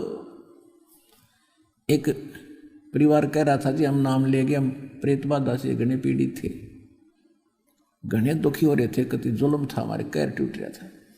अब वो नाम लेने के बाद वो सारे हमारे थे, वो हमारे दादे परदादे, कोई मर जाता, भाई भतीजे, वह सारा ग्रुप वहीं रहा करता। तो फिर वो निकल गए वहाँ से, वो दूसरे परिवारों में, वो तो सारे सपट्टे करा करते, उन्हें भी दुखी रखे थे, हम भी दुखी थे, वो भी इलाज कराते थे, हम भी कहीं से इलाज करा रहे थे, कुछ नहीं हुआ था। फिर वो हमसे निकल गए सारे और उनमें चले गए दूसरे परिवार वालों में, क्योंकि तो साझले पितर थे सबके, कोई दादा था, कोई परदादा था, कोई चाचा ताऊ था। उनको ज़्यादा दिक्कत होने लगी तो गए फिर किसी के पास, इन झाड़ पूछ वालों के पास। उन्होंने कहा, वो बूटा बोला कि उनने तो अपना प्रबंध करवा लिया और वहाँ हम नहीं जा सकते। तो उस जो होते हैं झाड़ फूक करने वाले, वो कहने लगे उन्होंने कोई जंतर मंत्र कर दिया और तुम्हारे ऊपर छुड़वा दिए। वो इतनी बुद्धि उनके अंदर है। और वो दूसरे सारे हमारे साथ भगत कह रहे थे, हमारे साथ लड़ने लगे कि तुमने जंतर मंत्र करवा दिया, सारे भूत हमारे छुड़वा दिए। तो हमने कहा, उनको समझा ही रखा था, बेटा कोई ऐसे होता ऐसा बताना चाहिए, हम किसी का भूत नहीं छुड़वाते। हमारे यहाँ जैसे किसी कमरे में ऑल आउट लगा दी, ऑल आउट लगने के बाद मच्छर नहीं रहते, वो भाग जाते। तो उन भक्तों ने तो ऑल आउट ला ली भगवान के नाम की भक्ति की, वो सारे मच्छर फिर पड़ोसी आएंगे जाएंगे, भाई कीते जाओ, फिर वो उन मच्छरों का क्या ठेका। अब उनको